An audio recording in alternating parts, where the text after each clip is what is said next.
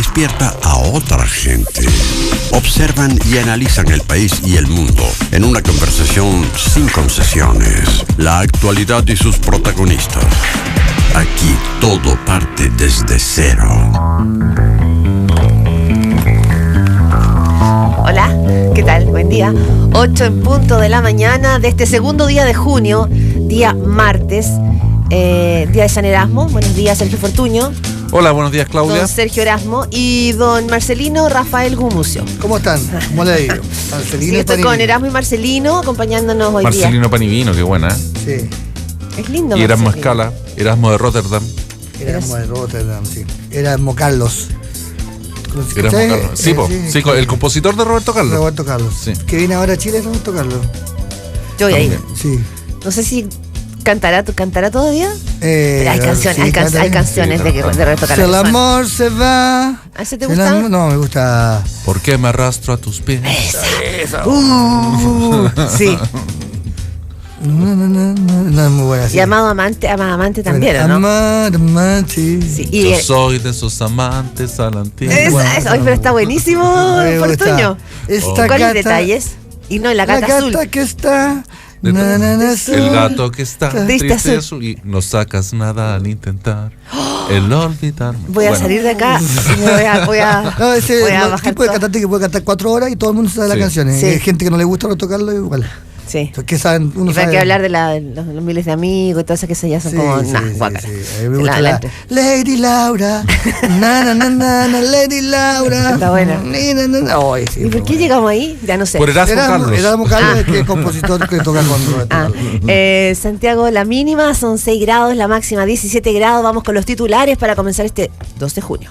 El último reporte entregado por el director del hospital Carlos Van Buren, Juan Patricio Castro, donde se encuentra internado Rodrigo Avilés luego de su caída durante las manifestaciones del 21 de mayo en Valparaíso, informa que el joven salió del cuadro de riesgo vital en el que se mantenía desde el día del accidente. El médico apuntó que hay esperanzas de que los daños sean menores a lo estipulado en un primer minuto. Esa fue la buena noticia del día de ayer. El ex subdirector jurídico, esta es otra noticia que tiene varios movimientos, porque el ex subdirector jurídico del Servicio de Impuestos Internos, Cristian Vargas, fue destituido de su cargo en medio de conflictos por la investigación del caso Penta y Soquimich. Vargas aclaró que se ha tratado de instrumentalizar al servicio para que actúe de manera a favor del encubrimiento de ilícitos tributarios. Ahora, esto no era novedad. A fines de la semana pasada se había anunciado fueron ya, varios. Tercera, por ejemplo, y el Diario del Mostrador también había anunciado la salida de Cristian Vargas, así que yo creo que no llegó y fue sorpresivo. La nueva mayoría emplazó a La Moneda a sincerar la existencia de la precampaña. Los jefes de los partidos demandaron al gobierno a reconocer la veracidad de trabajos previos a la campaña oficial de Michelle Bachelet. Según el presidente del PPD, Jaime Quintana, el gobierno ha cambiado 3 veces el discurso. ¿Y el PPD? Al responder sobre el tema. ¿Y el señor Quintana cuántas veces habrá cambiado de opinión? Bueno, tras las disculpas del presidente de la UDI que las dio ayer en una entrevista en el diario El Mercurio por el caso Corpesca, es decir, por el caso del senador Jaime Orpiz, el ex dirigente de la colectividad, Ernesto Silva, se refirió a los hechos que afectan a su partido y señaló que todos los partidos deberían hacer lo mismo en lugar de esconder la verdad. Es decir, lo que dijo ayer Hernán Larraín fue que basta y que se hable de un sinceramiento total, de que todos los partidos finalmente cayeron en esta irregularidad de financiamiento de la campaña. Y sin goteo. El ministro del Interior, Jorge Burgos, y el de Hacienda, Rodrigo Valdés, se reunieron en privado con la mesa de la Confederación de la Producción y el Comercio. En el encuentro se analizó el reimpulso de la alianza público-privada en el marco de las agendas de seguridad y crecimiento planteadas por el gobierno. Y también La Moneda y el oficialismo ayer reformularon la agenda legislativa y priorizaron 59 proyectos para este año, pero que no tienen un plazo límite.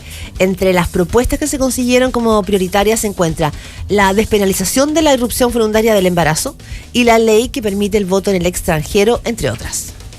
Un barco en China naufragó con más de 400 pasajeros a bordo. La operación de rescate de la nave, que se hundió a causa de una fuerte tormenta, ha logrado rescatar a 8 personas, entre ellas el capitán y el ingeniero jefe.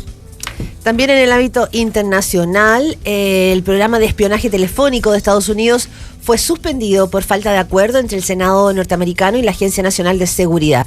Este mecanismo fue considerado una herramienta crucial para enfrentar el terrorismo, sobre todo para el atentado del 11 de septiembre. Y desde entonces ha sido muy polémico en Estados Unidos el derecho del Estado de interceptar las comunicaciones telefónicas de los ciudadanos, pero se le ha puesto un fin a este método de acopio de información. Estados Unidos incluyó a Sendero Luminoso en su lista de los principales narcotraficantes. El Departamento del Tesoro consideró al grupo guerrillero peruano una organización criminal narcoterrorista y lo agregó en la nómina de entidades sancionadas junto a 3 de sus máximos dirigentes: Víctor Quispe, Jorge Quispe y Florindo Flores. Florian Flores. Hay dos noticias, bueno, varias, pero hay dos noticias por rescatar también en el ámbito internacional. Una tiene que ver con Venezuela. Fueron 27 los líderes venezolanos, y entre ellos expresidentes, que están señalando que Venezuela está pasando por una crisis tremenda. Hay huelga de hambre de Leopoldo Sánchez, uno de los emblemáticos rostros de la oposición, que entiendo que ayer fue a declarar y se dice que como está en huelga de hambre ha bajado 5 kilos y que fue a declarar en condiciones muy debilitado, no en una ambulancia como correspondía.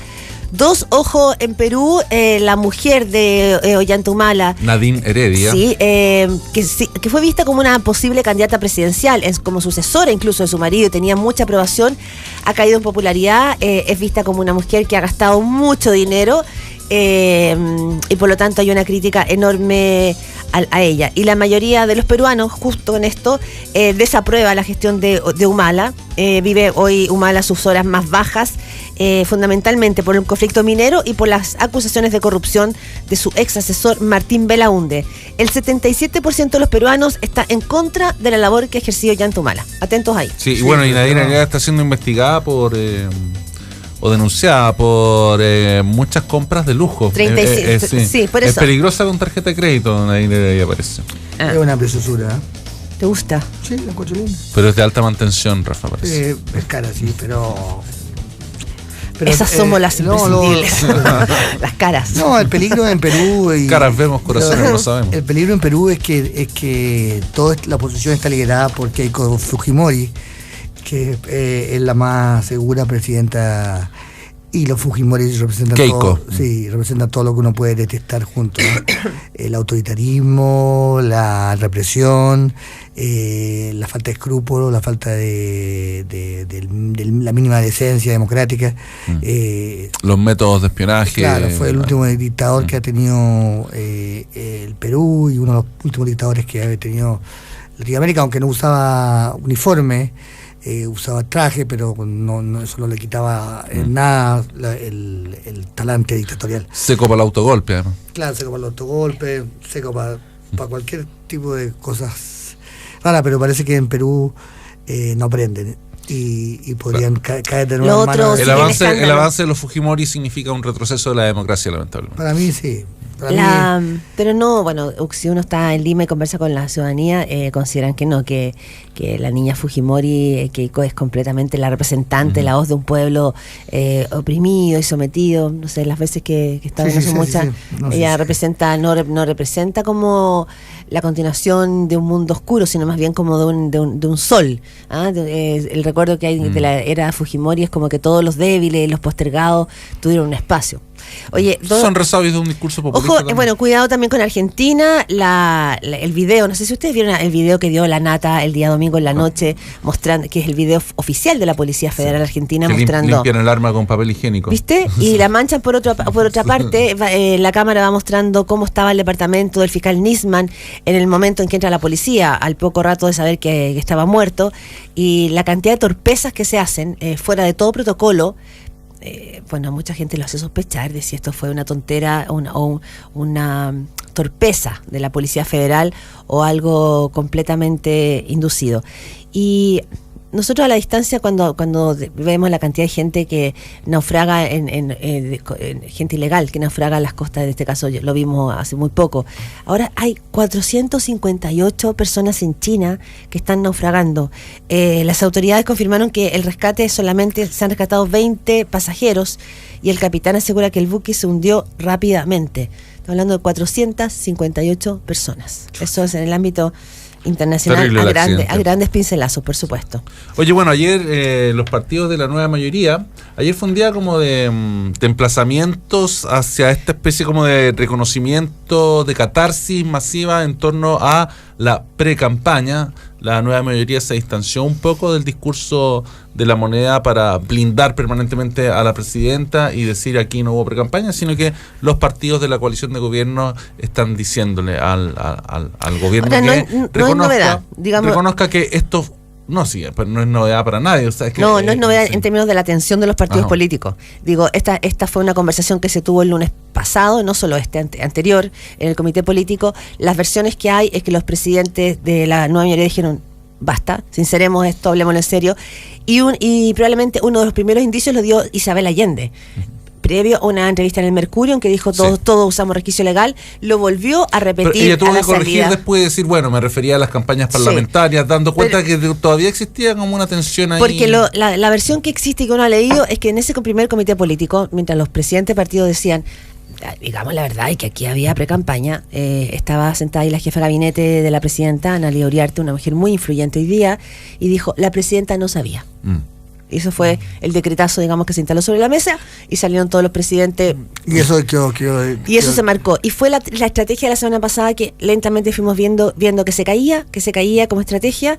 Ya hacia fines de la semana eran varias las voces que escuchábamos que estaban señalando que aquí había pre-campaña. Por lo tanto, yo creo que lo que hizo la nueva mayoría ayer frente al comité político fue simplemente decirle, nosotros ya estamos en otra. Nosotros nos descolgamos de este discurso. Es un discurso absurdo, ¿no? Es insostenible, ¿no? Sí, totalmente insostenible. Lo que yo no entiendo cómo el tema de la falta de estrategia, probablemente hay momentos en la vida, y para qué hablar de la política, en que uno se le enredan los pies, se le enreda la lengua, y lo mismo que pasó en el caso de Rodrigo Peña y Lillo, cuando se empezó a enredar con los informes que tenía que dar de Martelli, y todos veíamos que se venía tropezando, cayendo, no paraba. Yo decía, el gobierno se está apretando los dedos con la misma puerta. Bueno, parece por la cual salió Peña y Lillo. Oojo que Peña...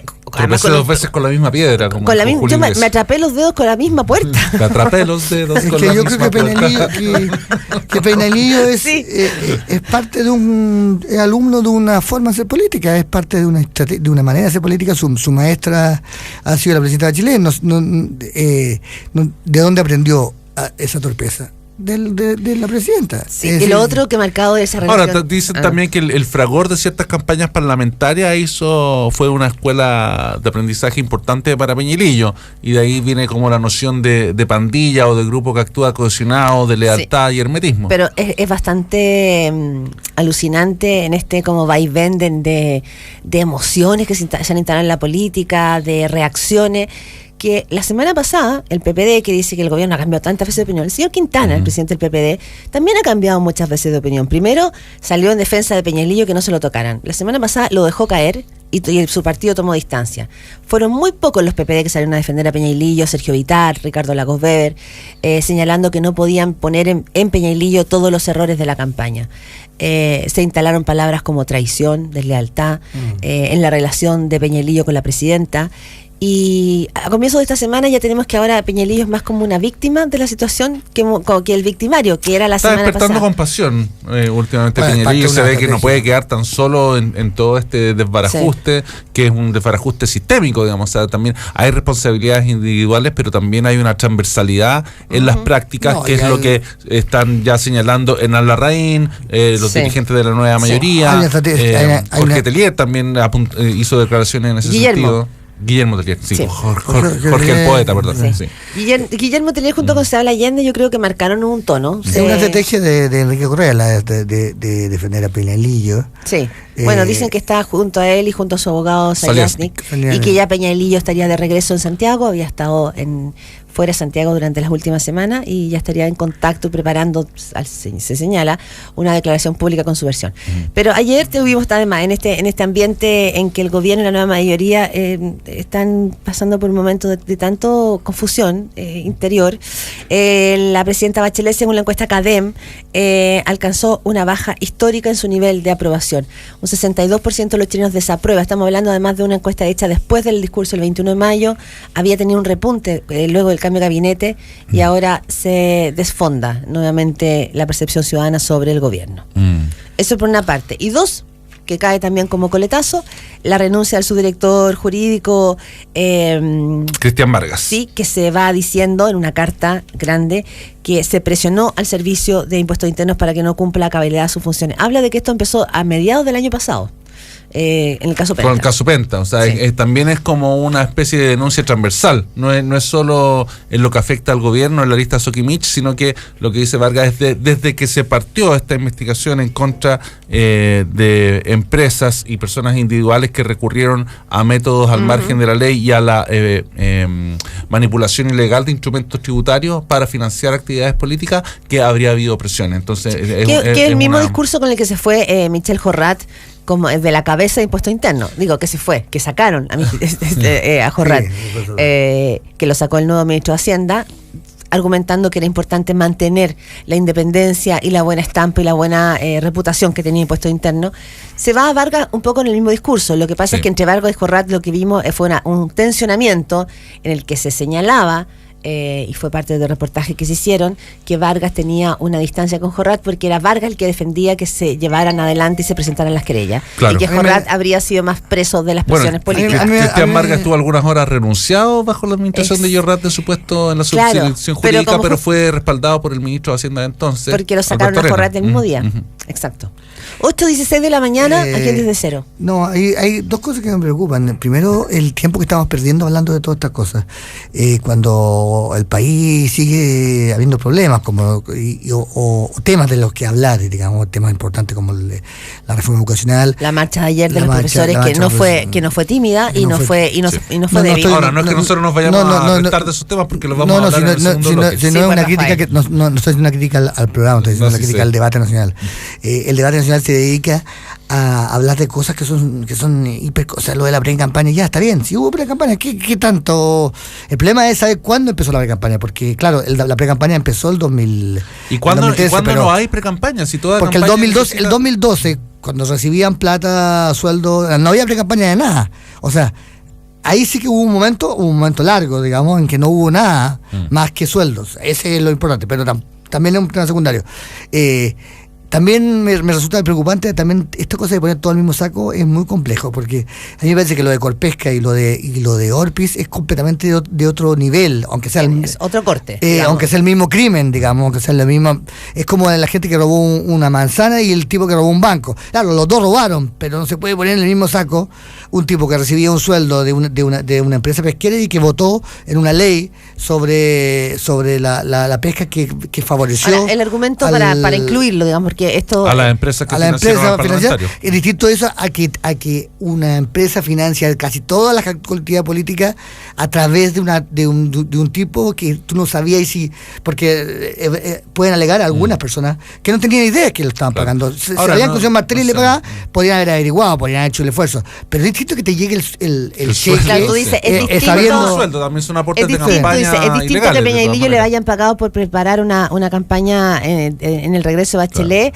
a que un senador de la República, actualmente en ejercicio, que reconoce el día domingo en una entrevista en el Mercurio, dice, sí, me daban estos, eran 2 millones de pesos mensuales, que los recibían 3 asesores de ellos, que eran los que boleteaban, y dice, eso lo reconozco, pero no reconozco que yo haya votado a favor de esta empresa pesquera Corpesca.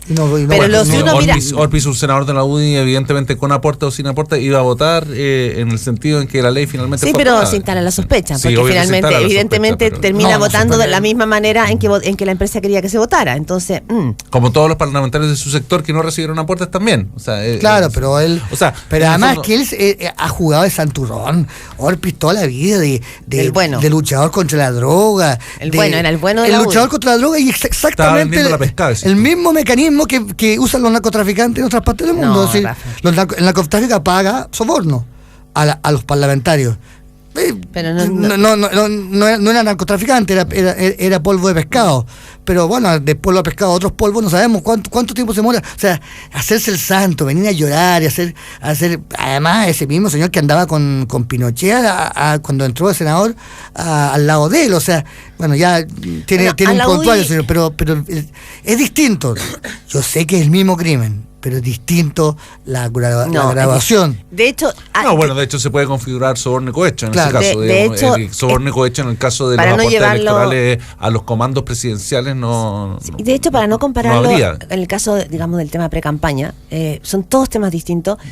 Pero comparemos en el caso de la UDI. Es muy distinto de lo que ha reconocido Iván Moreira de las boletas para financiar su campaña al reconocimiento que hace Orpis hoy día, el fin de semana, en torno a que sí, efectivamente fue financiada por esta empresa. Porque la sospecha que se ha instalado sobre la UDI es cuánto los grandes grupos económicos condicionaron votaciones en el Congreso. Pero esa es la pregunta no sé de si, fondo. más que condicionar votaciones, yo creo que el sistema de influyeron. respaldo económico de la UDI, o sea, el financiamiento de la UDI, estaba estructuralmente conformado a partir de los aportes de empresas afines a ese sector político también. O sea, hay Sí. como hay un vínculo más o menos indisoluble político-empresarial Ideológico. en el caso de la UDI. E ideológico, articulado por la ideología. Pero Sergio, en el caso de la ley de pesca, igual podemos decir que quizás Penta, al financiar a todo. O sea, yo no creo que Orpis iba a votar en contra de la ley de pesca y después como le pagaron voto a favor. Pero es que tenemos. Pero ¿quién hizo la ley de pesca? Es un proyecto de Pablo Longueira. Claro. De su propio partido. Y Orpis es una persona muy cercana a Pablo Longueira. Claro, entonces, y sabemos que Pablo Longueira era recolector de plata. No sabemos si le recolectó plata al Corpesca, habría que investigar más.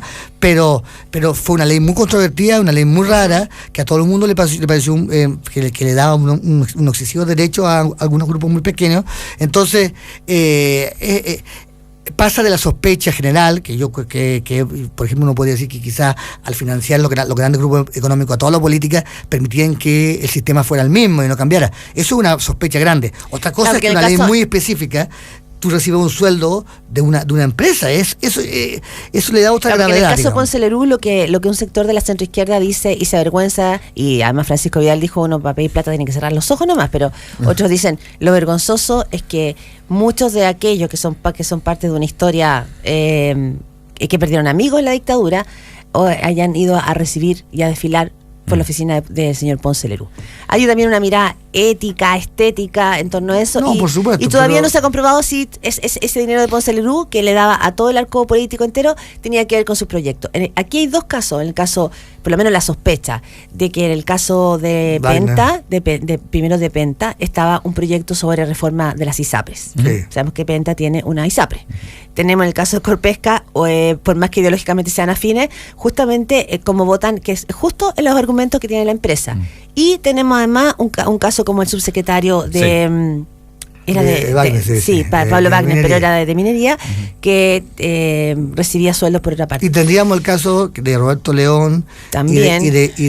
pero todavía hay que burlarlo, de Roberto León y de Rincón, que ocupaban los mismos argumentos, exactamente los mismos abogados que los abogados de el caso Cascada. Sí, no, Exactamente. Ojo con eso. Sí, se ha pasado muy piola. Esos son casos que uno Y eso podría lo ha decir anunciado que pasan de una cosa general. Yo nada grande. más en el caso de la UDI y las empresas no veo una compra de votos en el sentido literal. Yo creo que está Sí la veo sospecha. sino que veo un aporte permanente en virtud de una afinidad ideológica, que también es condenable. Y no descarto que pueda haber habido compra de votos, pero no sé si ese era el modelo que estaba operando.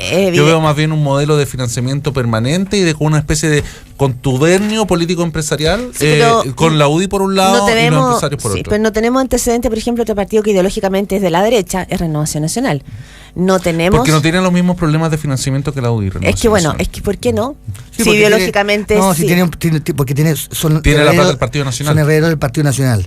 ¿Y por qué siempre se dijo entonces que Carlos Larraín... Bueno, ¿vieron la última noticia? O sea, es la herencia del Partido Nacional más Carlos Larraín, más Piñera. Oye, una noticia que salió el fin de semana muy ¿viste la cosa de Sebastián Piñera? Que Sebastián Piñera le prestó plata al partido, a Renovación Nacional. Una vez que vendió LAN. Claro, y ahora el fin de semana salió la información de que el partido con esa misma plata le pagó una deuda a Sebastián Piñera que tenía con él. No, fue un préstamo. Es como el chiste de Kramer y el teclado en Viña. ¿Cómo es? Que Kramer está imitando a Sebastián Piñera y está con un músico, y Kramer, personificando a Sebastián Piñera, le dice: hombrecito, le presto mi teclado, como que le gusta, ya, ok, se lo arriendo, como que hace un negocio con el teclado, que como que le saca utilidades dos veces. Lo otro es que el día de ayer, a partir de las 4 de la tarde, se reactivó la comisión investigadora del caso Cabal. Ya sabemos que el caso Cabal pegó fuertemente a la presidenta. Es el caso de esta operación o especulación inmobiliaria liderada por la empresa de su nuera, Natalia Compañón, y también significó la salida de su hijo del servicio público como primer damo, Sebastián Dávalo. Director sociocultural de La Moneda. Sí. Y la boca te queda de mí. En esta comisión investigadora que está llevando adelante, ha sido impulsada en este caso por diputados de la UDI, ayer fue a declarar el alcalde de Machalí, lugar, digamos, donde eran estos terrenos. Él dijo que no conocí, que la presidenta jamás lo llamó, que él no tenía ni una idea de que esto significa, que no tenía idea, que nunca nadie lo presionó. Y también aparece ahora el dato de que el aumento en la compra de especulación inmobiliaria del pago de estos terrenos habría sido mucho antes, habría sido en el 2010. Oye, pero vamos a ver cómo avanza, porque el caso Cabal, que para algunos era como, va en baja, yo creo que ahora es como, no, va a subir, va para arriba.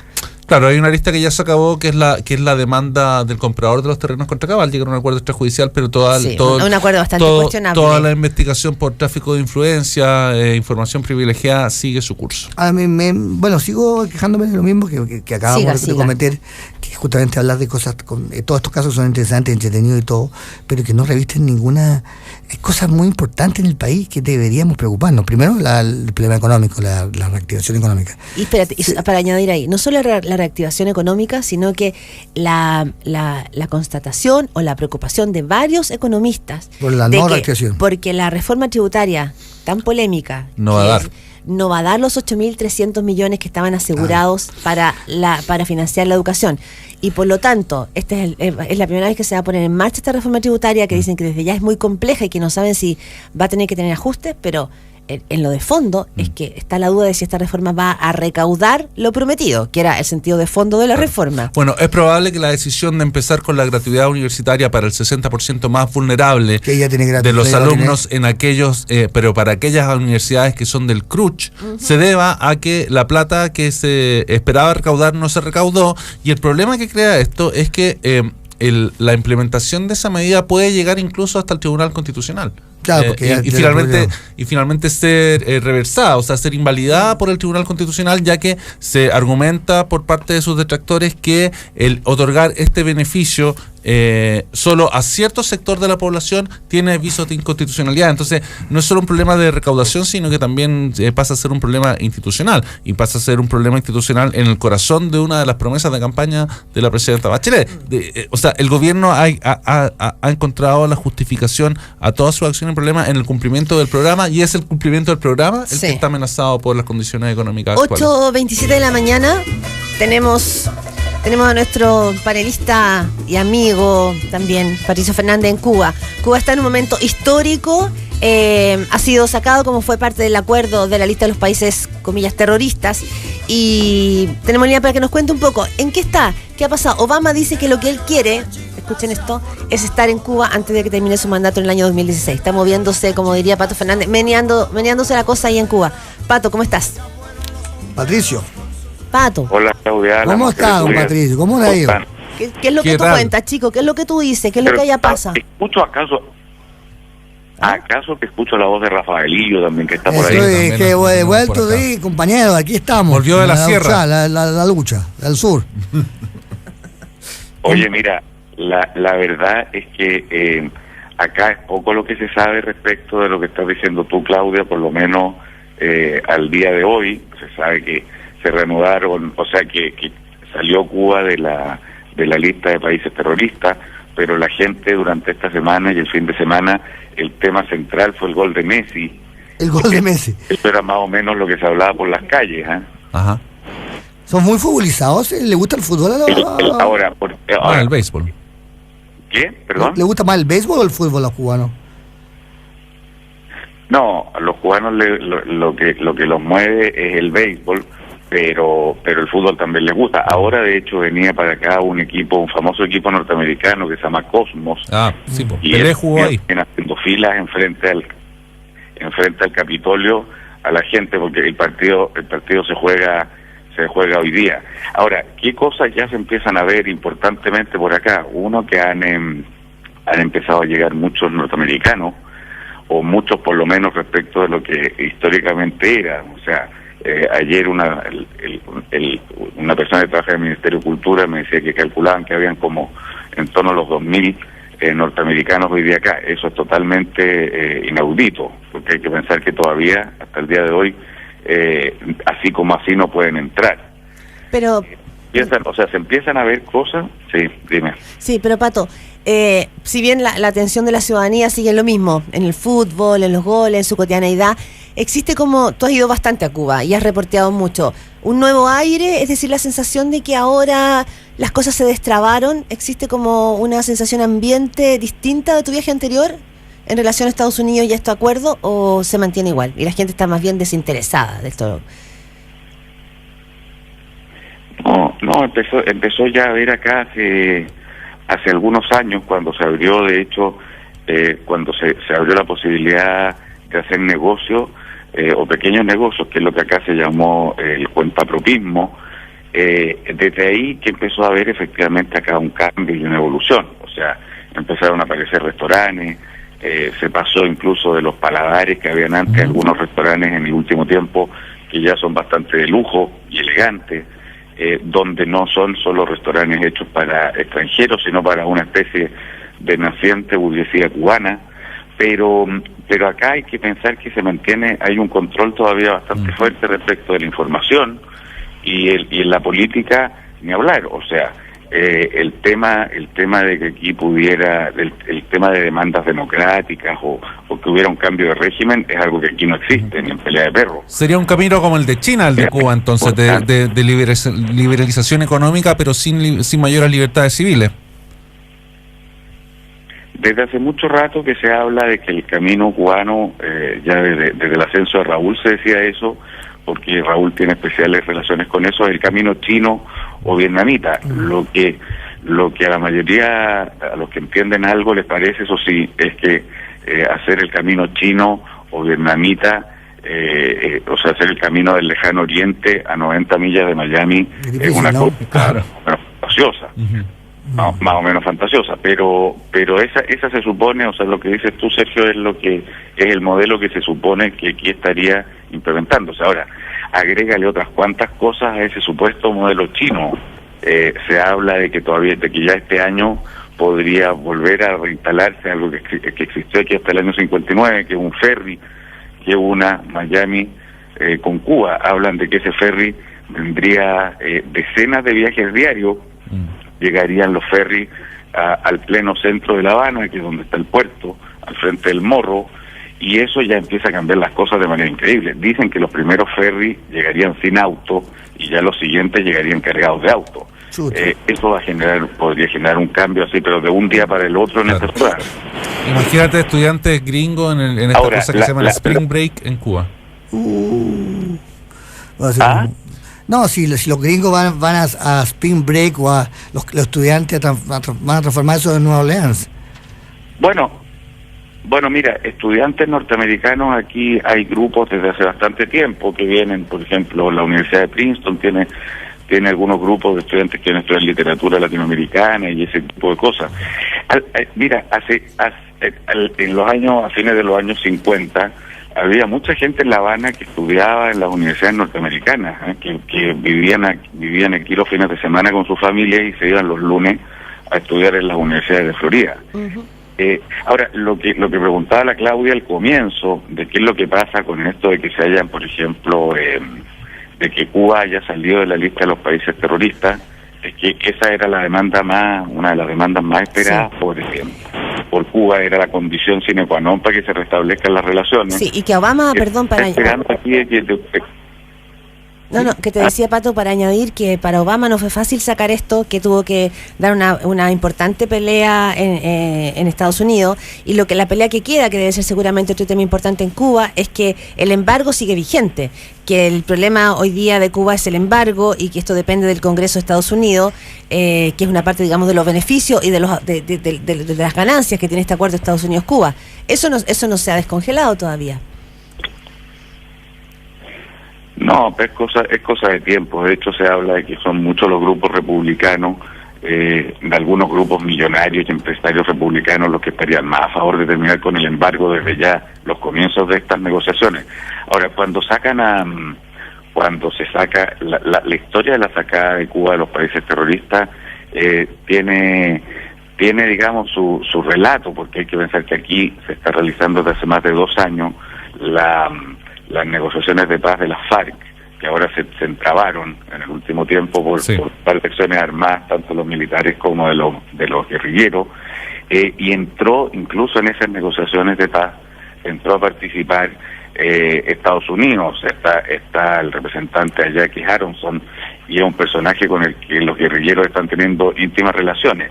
El que Estados Unidos hace ya unos más o menos 4 o 5 meses metiera un representante en las negociaciones de paz de un grupo guerrillero acá en La Habana, era una validación total ya de Cuba como un país de respeto para ellos.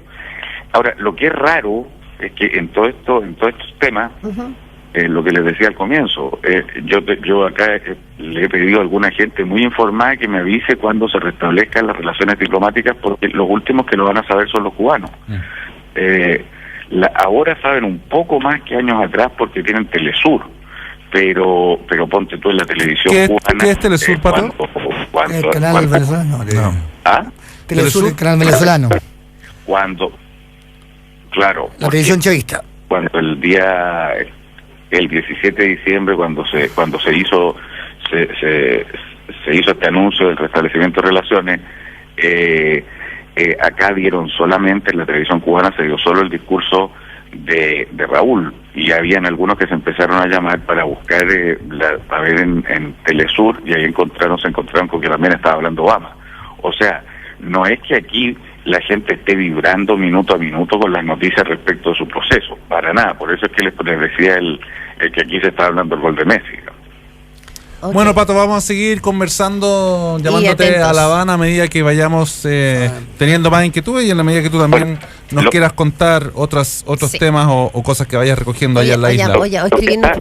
Perdón, sí, dilo. Lo que está muy interesante acá ahora también es que está aconteciendo la Bienal de Arte, que tiene la ciudad entera tomada, atraviesa, digamos, está en la cabaña, en el Morro, en todo el malecón y en todas las galerías, incluso en algunas casas privadas donde hay instaladas obras que son por todas partes de cubanos y el mundo, y esto también es ocasión de discusión, o por lo menos de subterráneas discusiones, porque hasta hace poco tiempo atrás estaba presa aquí la Tania Bruguera, que es una muy importante artista cubana. La semana pasada intentó entrar, la liberaron hace ya unos 15 días, y la semana pasada intentó entrar a la inauguración de uno de los eventos de la Bienal, no la dejaron entrar, y esto generó algunos tumultos. Son hartos los artistas, varios los artistas también que se negaron a venir en protesta por la prisión de ella, y eso está interesante. Ahora, es muy bonita, una muy linda Bienal, pero al mismo tiempo es un buen momento como de discusión y de apertura. La Feria del Libro, porque tú que acá desde hace ya unos buenos años es una porquería, o por lo menos es muy deficiente, y los escritores suelen ser bastante más cobardes que los artistas plásticos. No pasa nada. En cambio, en torno a la Bienal y a las artes plásticas, desde hace rato que en Cuba es un territorio de apertura y discusión interesante. Okay. Así que vamos viendo. Vamos viendo. Ya, Pato, que estés muy bien. Muchas gracias, Pato. Un abrazo. Un abrazo. Hablamos con Patricio Fernández desde Cuba, relatándonos este momento histórico que está viviendo. Quiero contarles que... les quiero contar 2 cosas breves. Primero, Chilevisión ya tiene director ejecutivo. El señor Mandiola. ¿Cómo ponemos señor Mandiola de director ejecutiva? Francisco Mandiola Alamán. Arriba próximamente a la compañía. Esto es a una semana de que Jaime Aguirre haya salido. Y lo otro, una imagen tremenda de un periodista brasilero, que no sé si lo vieron, las imágenes que se pone a entrevistar a una persona y nunca se da cuenta que está muerta. Sí. Ya. 8:39 de la mañana. Eso habla muy mal del ejercicio periodístico. ¿Necesita organizar un viaje para su empresa? Turaviones, la agencia de viajes corporativos con más experiencia en Chile. Más de 200 especialistas dedicados a viajes de empresas, reuniones, eventos y viajes vacacionales. Turavión, 80 años viajando con usted. Infórmese en turavion.com. Para vestir la camiseta de la selección, primero hay que ganársela. Paga todo con cualquiera de tus tarjetas Corbanca y participa por una de las 400 camisetas oficiales de la selección chilena. Para más información visita corbanca.cl. Corbanca, el banco oficial de la selección. Rafa, ¿qué nos cuentas tú? Un barrio pensado en la comodidad y la calidad de vida de tu familia. Enaco te invita a conocer su proyecto Alto del Bosque, en el mejor sector de Alto Macul, con urbanizaciones subterráneas, con un gran entorno rural y 2 tipos de casas, de 113 y 120 metros cuadrados, con 3 dormitorios principales en suite y 2 baños. Visita su sala de venta en Avenida Macul, Alto 6801, La Florida. Para más información, entra en enaco.cl. Volvemos aquí en Desde Cero, 97.7. Vamos a conversar de educación con Tomás Recarte, Enseña Chile. En Radio Cero, Desde Cero. Turavión es la agencia de viajes corporativos con más experiencia en Chile. Más de 200 especialistas dedicados a entregar las mejores alternativas para los viajes de su empresa, reuniones, eventos y viajes vacacionales. Lo asesoramos en el desarrollo de políticas de viajes para que obtenga las mejores negociaciones con proveedores a nivel nacional e internacional y, sobre todo, una excelente experiencia de viaje para los colaboradores de su empresa. Turavión, 80 años viajando con usted. Infórmese en turavión.com. En Radio Cero son las 8:41 minutos. Estás en el semáforo cuando aparece el All New Mazda 3 con el que tanto sueñas. Piensas en el diseño de tu auto y no se compara con su diseño Godot. Miras tu radio con entrada de cable auxiliar y está a kilómetros del sistema Mazda Connect. El semáforo cambia y sientes cómo la performance y eficiencia de su motor Skyactiv hacen que desaparezca en segundos frente a ti. Entra a mazda.cl/3 y sorpréndete. Mazda. Respalda y garantiza Derco. Ok, serían 4.500 pesos. ¿Va a pagar con efectivo o con tarjeta? Con tarjeta. Paga todo con cualquiera de tus tarjetas Corbanca y participa por una de las 400 camisetas oficiales de la selección chilena. Mientras más las uses, más posibilidades tienes de ganar. Corbanca, somos el banco oficial de la selección. Infórmate de las condiciones de esta promoción revisando las bases publicadas en www.corbanca.cl. Porque pensamos en tu comodidad y la de tu familia, Enaco te invita a conocer la nueva etapa de su proyecto Altos del Bosque, un barrio rodeado de naturaleza y mejores espacios para compartir en el sector de Alto Macul, con urbanización subterránea y 2 tipos de casas de 113 y 120 metros cuadrados, arquitectura provenzal, 3 dormitorios, principal en suite, 2 baños completos más baño de visitas y sala de estar en el segundo piso. Visita la sala de ventas en Avenida Macul Alto, 6801 La Florida. Espacios para vivir mejor. Eso es Enaco. Eso es diseño sustentable. Entra a enaco.cl. Ya, mañana vamos al partido entonces. Sí, obvio. Oye, mira, ahí está Claudio Palma.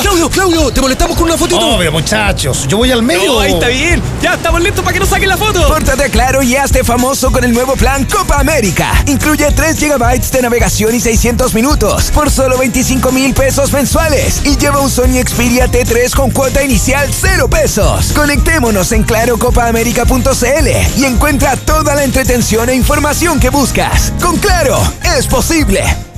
Hola, soy Pablo Alar, arquitecto urbanista y decano de la Facultad de Arquitectura y Arte de la Universidad del Desarrollo. La ciudad es fiel reflejo de una sociedad, y Chile merece ciudades más integradas, verdes, sustentables y resilientes. Prepárate para enfrentar este desafío junto a los mejores docentes y profesionales del campo.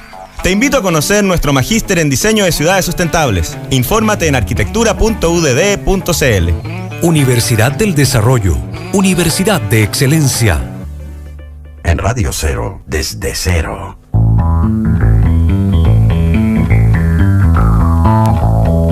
Ocho 8:43 de la mañana. Vamos a hablar de educación. Ayer tuvimos marcha de profesores. Mañana, miércoles, también hay marcha de profesores. Esto tiene que ver con la reforma educacional que ha generado molestia, distancia, discrepancia entre el gobierno y el gremio. Normalmente los gremios siempre se levantan y dan la pelea, digamos, como parte del juego. Estuvieron tomados algunos liceos emblemáticos ayer, fueron desalojados, por ejemplo, el Instituto Nacional, el Darío Sala, y terminó todo ese desalojo sin detenidos, afortunadamente. Sí, pero parece que por lo menos en el Instituto Nacional habían salido los alumnos, habían hecho el desalojo, pero igual llegaron algunos carabineros a sacarlos cascando, porque todavía quedan algunos, me encanta la palabra cascando. Tomás Recart, director ejecutivo de Enseña Chile, está con nosotros, y esto es porque hoy hay 10.000 profesores que son profesionales, que ejercen sin ser profesores y podrían dejar la enseñanza en 5 años. Esto es parte, digamos, de la derogación del artículo 46, letra G, que es una de las demandas que piden además los colegios de profesores. Tomás Recart, buenos días. Buenos días, Claudia. Hola, Tomás. Bueno, Enseña Chile, parte de su ámbito de acción tiene que ver con esto, ¿no? Con reclutar profesionales que no vienen del mundo de la pedagogía, pero que puedan hacer aportes en las salas de clases, ¿no? El 30% que postula también son pedagogos. Ya. O sea, nosotros finalmente seleccionamos rigurosamente a gente que tiene las competencias para hacer clases. El año pasado 2.550 personas postularon, según nuestros estándares, solamente 170 tenían las competencias. Algunos son profesores y otros no son profesores. Perfecto. ¿Cuáles son los estándares que piden? ¿Es una prueba? ¿Es una entrevista? Nosotros pedimos todas las anteriores. Todas las anteriores. En el fondo pedimos una serie de cosas, medimos 10 competencias. Tú puedes tener 800 puntos en la PSU y ser muy mal profesor, o tener 600 puntos en la PSU y ser un muy buen profesor. ¿En qué va? Podría decir en dos cosas. Uno, una capacidad de influenciar un entorno. O sea, si tú eres premio Nobel y se te quedan las vocales en la casa, no puedes ser buen profesor. Y lo otro es... ¿Cómo las vocales en la casa? Las vocales, no sabes hablar, no sabes comunicarte. Es una metáfora. Eso no tiene ningún problema. Y segundo tiene que ver con... Yo tengo todas las vocales en el closet y cerrado. Yo diría capacidad de caerse y volverse a parar, perseverancia, resiliencia, buscar una y otra vez estrategias para llegar a tu estudiante. Resistir e insistir. Exactamente, porque pero finalmente Tomás Recart, uno se puede aprender. Tuvimos ayer profesores en la calle, están muy en contra de este estatuto docente que plantea el gobierno. Esta es la fase 2 que viene de la reforma educacional, digámoslo. Sí. Lo primero fue... la ley de inclusión. Exactamente. Y ahora venía la pelea con el gremio, que era lo que todavía no se tocaba. El gremio dice que el gobierno lo hizo por su cuenta, lo hizo solo, que no está valorando acá el aporte de los profesores, y hay toda una larga lista, digamos, más gremialista.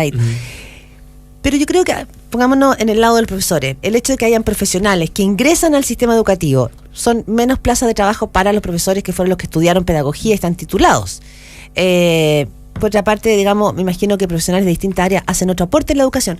¿Cómo se debiera equilibrar? A ver, es bueno tu punto, la palabra equilibrio. O sea, hay dos cosas que hay que equilibrar. Uno, una necesidad real, que es necesidad de profesores. Hoy día en matemáticas, en ciencia, en inglés, en sectores, se podría decir, rurales, en lugares socioeconómicos más bajos, faltan profesores. La distribución de profesores es muy mala en Chile. ¿A qué me refiero? Los mejores profesores van a los mejores colegios. El 87% de los profesores que no aprobó Inicia está siendo contratado en colegios vulnerables. Eso es injusto para nuestros estudiantes. Es una necesidad. Y por otro lado, en el fondo nosotros sabemos que es fundamental tener una formación pedagógica. No cualquiera puede hacer clase. Y por eso, en el fondo, lo que estamos haciendo nosotros en Enseña Chile es formar a gente que quiera ir a estos colegios. Formar a gente que... No, a mí me resulta que sí. ¿Qué, Rafa? Yo estudié pedagogía, perdone, pero soy el único aquí pedagogo. Me encanta, porque cuando hay que ser periodista, yo soy el único que todo. Me encanta. No, pero tengo un cartón. Sí, es verdad. Y la verdad, que no hay nada que se enseñe en la escuela de pedagogía que no se pueda aprender en la vida. En 2 años o 3 años de clase. Tiene razón en parte, Rafael, porque las competencias fundamentales para enseñar se aprenden haciendo. Igual que pedimos.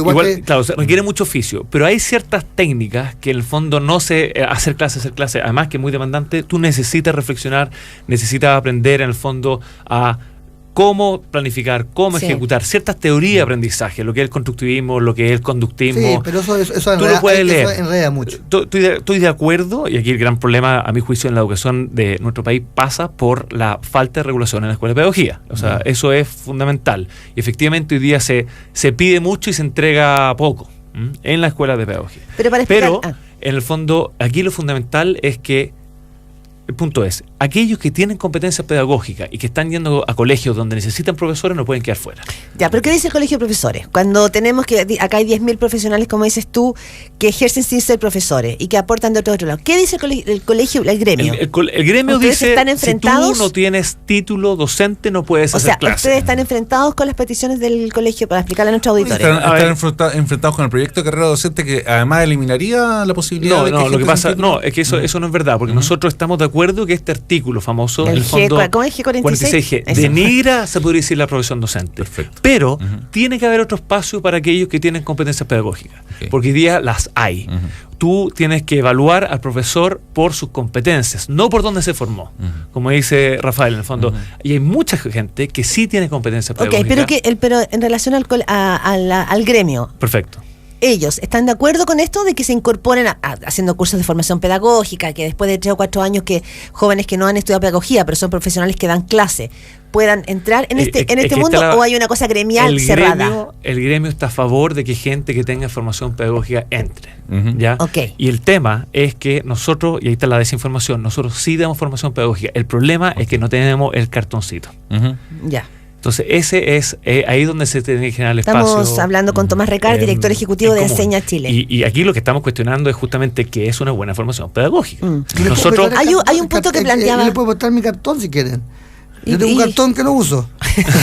Lo puedo prestar. Y un carnet que les puedo prestar también. Lo interesante, Claudia, es que nosotros hemos innovado en ese tema. O sea, nosotros hoy día estamos seleccionando en base a 10 competencias. Hoy día la Facultad de Educación nos seleccionan por más de PSU.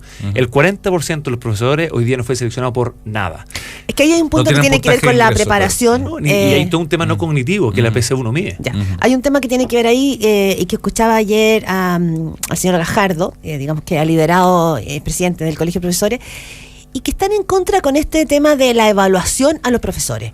Consideran que es humillante esto de que los profesores vayan siendo evaluados cada tanto tiempo, casi que rindiendo exámenes, como... ¿Es humillante que los profesores, a tu juicio, vayan siendo evaluados cada tantos años para ver qué tan actualizados están? O sea, no es humillante porque no se le pidió ningún criterio de entrada para hacer clase. Si eliminaríamos el estatuto docente, por supuesto que es humillante, pero hoy día tú no puedes tener ambas cosas. Por un lado tienes un estatuto docente que no solamente da estabilidad laboral, da inamovilidad laboral, que eso me parece preocupante, ¿no? Muy preocupante, porque finalmente los perjudicados aquí son los estudiantes. Entonces tenemos que hacer claro que son solamente 3 veces en toda la carrera, y hoy día no han tenido criterio de entrada. Yo hablaba con un abogado el otro día que me decía, yo estoy también en contra de las evaluaciones. Yo le decía, pero tú estudiaste 6 meses o más para tu examen de grado. Estudiaste Derecho, te sacaron la mugre. No, la competencia para ser abogado se produce antes. Sí, pero hay que ser justo. Hay evaluaciones ahora, no es que no haya ninguna. ¿Cuáles son las evaluaciones? La evaluación docente. Sí, yo te conté que hay evaluaciones. Sí, pero es muy, el estándar, perdona que te lo diga, es muy bajo. Puede ser, pero existe, o sea, en la profesión más evaluada de todas. Pero no tienen, no tienen consecuencias, dices tú. El problema es que, o sea, se nos comparan con Finlandia, ¿verdad? Que los profesores finlandeses no tienen evaluación, lo cual es cierto. Sin embargo, ¿cuánto tienen por cápita? Para ser profesor hay una competencia brutal. O sea, hay estándares, hay competencia. El problema que tiene Chile es que lo hacemos durante la profesión docente. Finlandia lo haces antes. Y ahí es donde está la diferencia. ¿Y por qué no hacerlo como Finlandia? Es decir, subir los estándares de la carrera, subir también los sueldos. Porque para eso la carrera tiene que ser atractiva también. Es que yo creo que es un proceso para allá, porque hoy día yo creo que hay que hacerlo como Finlandia en ese sentido, pero hoy día hay 155.000 personas estudiando pedagogía, 40% no se le pidió nada. ¿Cómo nada? ¿Qué significa que no se le pida nada? Nada, ni una no tenía que tener puntaje. Perdón, se le pidió un cheque, no se le pidió nada, se le pidió un cheque. O sea, no importaba su puntaje PSU. Y no se le pidió ninguna habilidad no cognitiva, nada. Entonces, tenemos que transitar. Bueno, pero también. Claro, pero no lo podemos transformar. O sea, si un tipo entró con 300 puntos, no tiene idea de nada, lleva 20 años de clase, por más que lo evalúe. A ver, nosotros tenemos que entender que el gremio de profesores es un gremio de profesores. Sí. Pero no son lo único. Y que actúa corporativamente, claro. Lo más importante son los estudiantes. Y hoy día el profesor llega en su vida, se puede decir, laboral, a 3.000 y 6.000 estudiantes. Tomás Recart, ¿sabemos lo que piensan los estudiantes respecto a este tema? Porque es el problema. Los estudiantes sabemos lo que piensan sobre lucro, sabemos lo que piensan sobre inclusión, sabemos lo que piensan sobre política, pero yo no tengo claro qué piensan respecto de sus profesores. Mira, y tú mencionabas el Instituto Nacional. El Instituto Nacional se da paro, y la verdad es que igual van a sacar puntaje nacional igual. ¿Ya? Nosotros trabajamos en colegio con un índice de vulnerabilidad. Entre otras cosas porque es un colegio con un alto nivel de selección de alumnos. Bueno, claro, pero en el fondo el costo para ellos es nada. Los colegios vulnerables en Chile paran y el problema es gigante. Y por eso en el fondo estoy acá hoy día para decir, lo que está haciendo el colegio de profesores, que es un paro indefinido, tiene un costo gigante para los estudiantes y la educación pública de este país. Yo estoy de acuerdo que tengan diferencias, yo estoy de acuerdo que eso hay que conversarlo, el proyecto tiene muchas cosas positivas y tiene muchas cosas que se tienen que mejorar, pero estamos partiendo de esta discusión. ¿Qué se tiene que mejorar de esta segunda fase de la reforma educacional? Porque lo que señala el colegio de profesores es que aquí el gobierno no los escuchó, no fueron incorporados. Pero es como típico pataleta gremial. Claro que eso es falso, porque ellos participaron de lo que se llama el Plan Maestro. El 15 de enero, hubieron 20.000 profesores participando en jornadas a lo largo de todo Chile.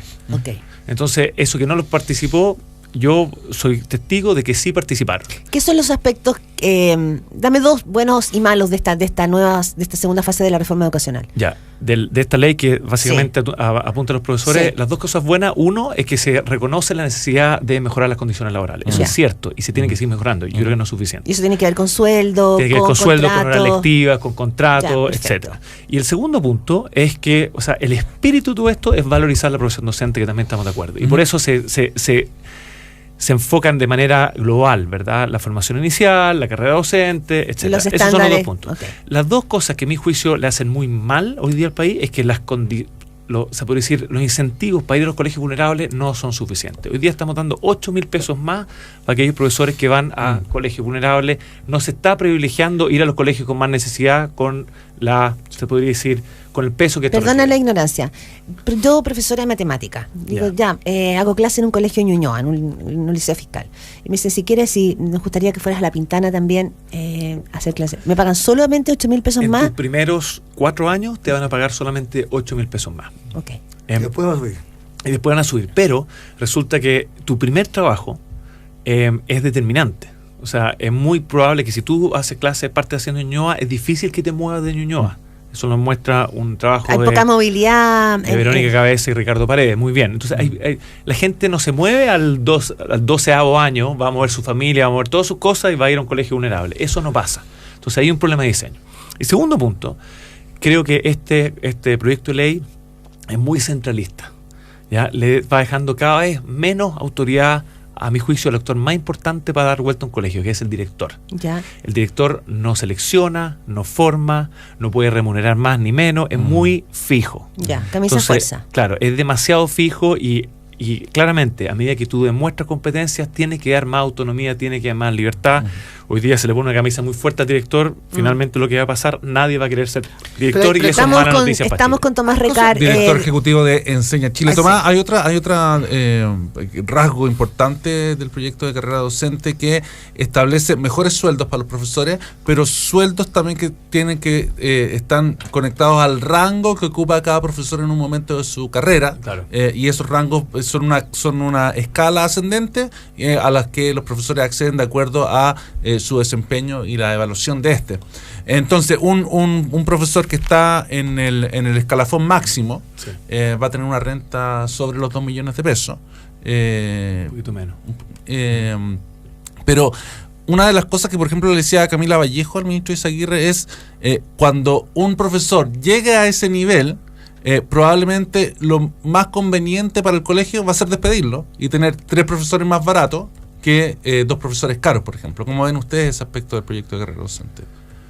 A ver, un buen profesor en un ambiente vulnerable es un tesoro. ¿Ya? O sea, yo creo que nadie con uso de razón va a querer despedir a un buen profesor. Y no solo lo académico, contiene probablemente... Si el colegio es particular subvencionado, digamos, porque en un colegio público no lo podrían echar, entiendo. Pero yo entiendo que hoy día la ley de inclusión dice que son sin fines de lucro, o sea, no hay ningún otro motivo para buena educación. Ahí es donde a mi juicio los parlamentarios se pierden un poco. O sea, les falta terreno, ¿verdad?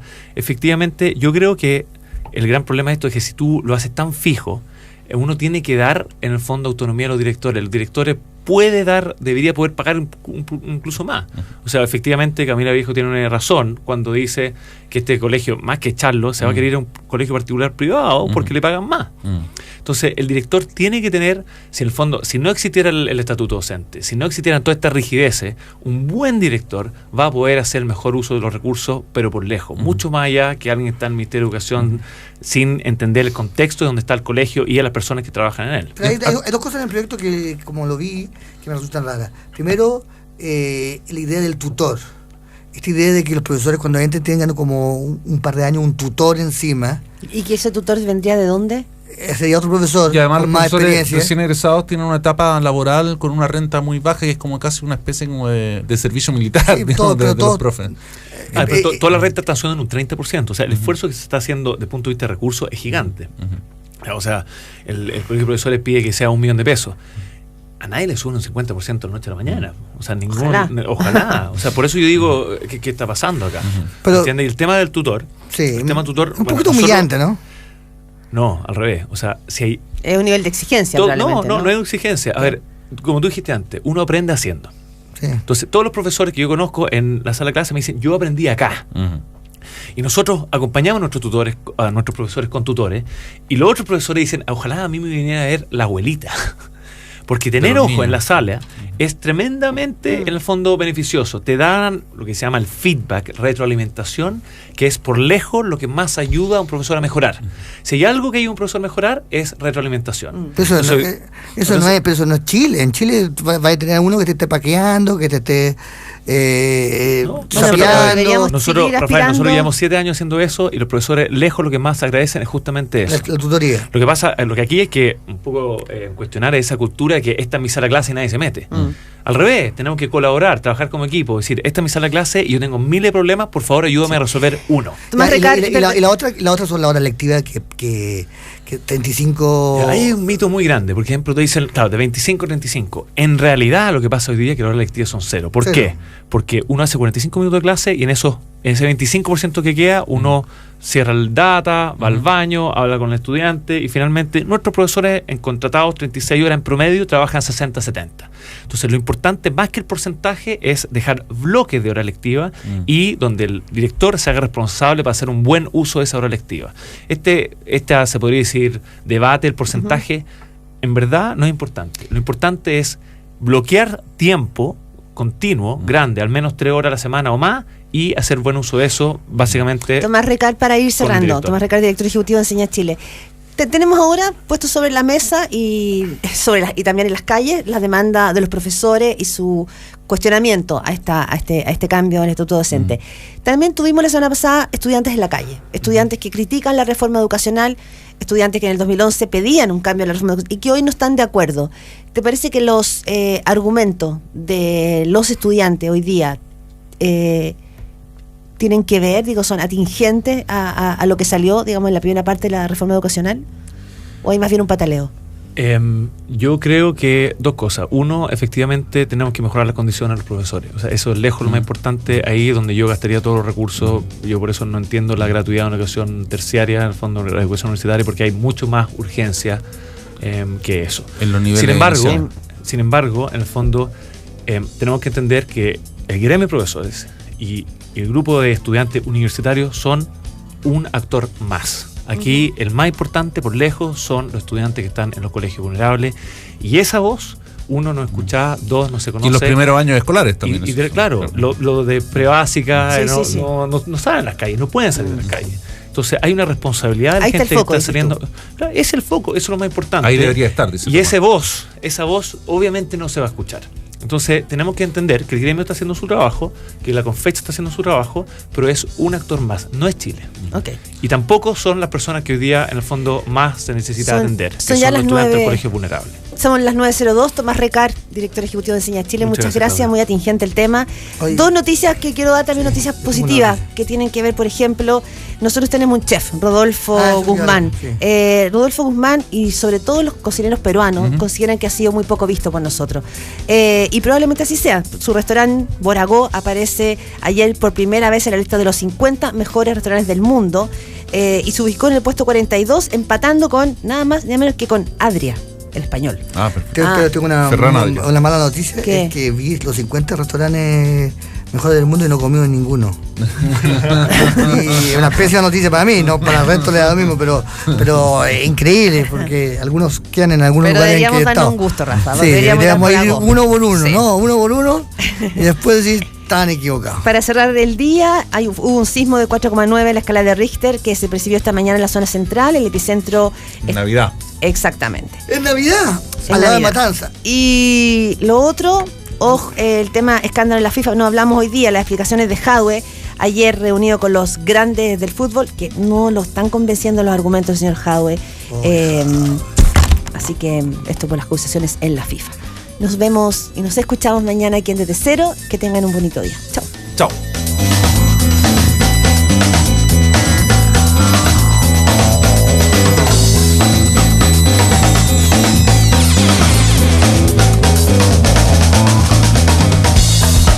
Desde Cero fue presentado por Agencia de Viajes Turavión. 80 años viajando con usted. Para Enaco, construir es mucho más que levantar un edificio. Corbanca, un banco que se mueve contigo. All New Mazda 3. Solo un Mazda es mejor que un Mazda. En Cero son las 9:05.